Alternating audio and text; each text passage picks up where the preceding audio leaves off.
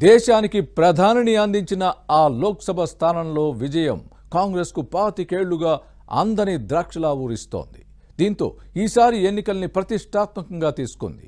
గెలుపు కోసం వ్యూహాత్మకంగా అడుగులు వేస్తోంది. కానీ పార్టీ నేతల మధ్య విభేదాలు ఇబ్బందికరంగా మారాయి. హస్తం పార్టీ అధిష్టానం ఈ వ్యవహారాన్ని చక్కబెట్టేందుకు ప్రయత్నిస్తున్నా పరిస్థితి గాడిన పడలేదు. ఇంతకీ ఆ లోక్సభ స్థానమేది? నేతల మధ్య విభేదాలకు కారణాలేంటి? పరిస్థితిని చక్కదిద్దేందుకు పార్టీ తీసుకుంటున్న చర్యలు ఎలా ఉన్నాయి?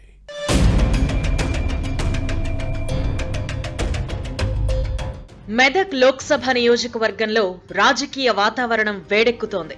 కాంగ్రెస్ లో భగ్గుమంటున్న వర్గ విభేదాలు ఇప్పుడిప్పుడే సర్దుకుంటున్నాయి. దీంతో ఈ సీటును కైవసం చేసుకునేందుకు వ్యూహాత్మకంగా అడుగులు వేస్తోంది. ఇందిరాగాంధీ, బాగారెడ్డి వంటి హేమాహేమీలు ఈ స్థానం నుంచి ప్రాతినిధ్యం వహించారు. కాంగ్రెస్ కష్టకాలంలో ఉన్నప్పుడు 1980లో ఇందిరాగాంధీ మెదక్ లోక్సభ స్థానం నుంచి విజయం సాధించి ప్రధానమంత్రి అయ్యారు. అంతటి కీలకమైన సీటులో 1998 తరువాత కాంగ్రెస్ విజయం సాధించలేదు. కానీ ఈసారి ఎలాగైనా మెదక్ లోక్సభ స్థానంలో పాగా వేయాలని టీపీసీసీ లక్ష్యంగా పెట్టుకుంది. ఇందుకు అనుగుణంగా పక్కా ప్రణాళికతో ముందుకు సాగుతోంది. అయితే పార్లమెంట్ ఎన్నికల వేళ కాంగ్రెస్ ముఖ్య నేతల మధ్య విభేదాలు రచ్చకెక్కుతున్నాయి. మెదక్ లోక్సభ స్థానంలో పటాన్చెరు అసెంబ్లీ నియోజకవర్గంలో ఇవి తారాస్థాయికి చేరాయి. అసెంబ్లీ ఎన్నికల్లో టికెట్ల కేటాయింపు వివాదం ప్రస్తుతం జరుగుతున్న ఎంపీ ఎన్నికలపై ప్రభావం చూపుతోంది.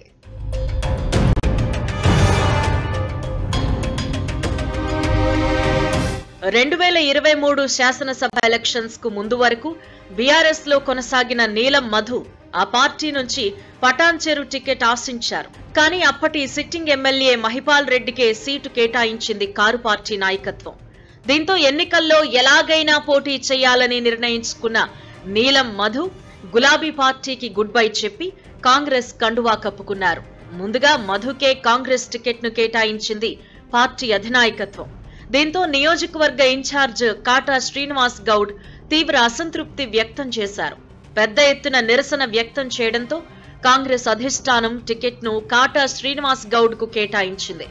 దీంతో నీలం మధు బీఎస్పీలో చేరి ఆ ఎన్నికల్లో సుమారు 49,000 ఓట్లు సాధించారు. లోక్సభ ఎన్నికల వేళ ఈ నేత తిరిగి కాంగ్రెస్ లో చేరడంతో పార్టీ అధిష్టానం మెదక్ టికెట్ కేటాయించింది. నీలం మధు అసెంబ్లీ ఎన్నికల్లో పోటీ చేయడంతోనే కాటా శ్రీనివాస్ ఓడిపోయారు అనే అభిప్రాయం పార్టీ శ్రేణుల్లో నెలకొంది. అప్పటి నుంచి ఇప్పటి వరకు విభేదాలు కొనసాగుతూనే ఉన్నాయి.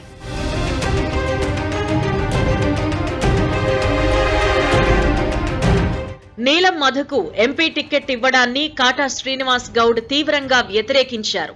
బీఆర్ఎస్ నుంచి కాంగ్రెస్ లో చేరి ఆ తర్వాత బీఎస్పీలోకి వెళ్లిన విషయాన్ని గుర్తు చేస్తున్నారు. ఆ తర్వాత ఇప్పుడు మళ్లీ కాంగ్రెస్ లో చేరిన అంశాన్ని ప్రస్తావిస్తున్నారు. అవకాశవాదంతో రాజకీయంగా రంగులు మార్చే నేతకు Medak parliament seat Congress ticket ఎలా ఇచ్చారు అని పార్టీ నాయకత్వం దగ్గర తన అసంతృప్తిని వెళ్లగక్కినట్టు సమాచారం. ఈ నేపథ్యంలో కాటా శ్రీనివాస్ ను కలిసేందుకు నీలం మధు పలుమార్లు ప్రయత్నించారు. కానీ అందుకు కాటా నిరాకరించారు. ఇంటికి నీలం వెళ్లినా అందుబాటులో లేరు. దీంతో మెదక్ పార్లమెంట్ ఇన్ఛార్జ్ మంత్రి కొండా సురేఖ నీలం మధుతో కలిసి కాటా శ్రీనివాస్ గౌడ్ ఇంటికి వెళ్లారు. తాము ఓడిపోవడానికి నీలం మధు కారణమంటూ కాటా సతీమణి జిల్లా మహిళా అధ్యక్షురాలు సుధారాణి మండిపడ్డారట.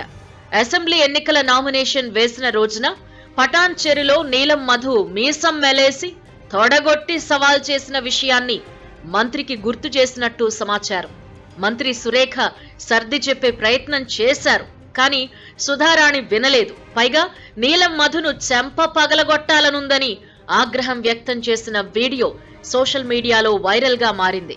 దీంతో నీలం మధుకు కాటా శ్రీనివాస్ గౌడ్ వర్గం సహాయ నిరాకరణ చేస్తున్న విషయాన్ని గుర్తించిన అధిష్టానం సమస్య పరిష్కారానికి రంగంలోకి దిగింది. ఇరువురి మధ్య సయోధ్య కుదర్చడానికి గత 2 రోజులుగా సమావేశాలు నిర్వహించారట. ఇద్దరి మధ్య విభేదాలు కొనసాగితే పార్లమెంట్ ఎన్నికల్లో పార్టీకి తీవ్ర నష్టమని అధిష్టానం సర్ది చెప్పడంతో కాటా శ్రీనివాస్ గౌడ్ మనసు మార్చుకున్నారట. నీలం మధుకు మద్దతిచ్చేందుకు అంగీకరించినట్లు తెలుస్తోంది. అయితే ఇది కాంగ్రెస్ అభ్యర్థికి ఏ మేరకు కలిసొస్తుందో చూడాలి మరి.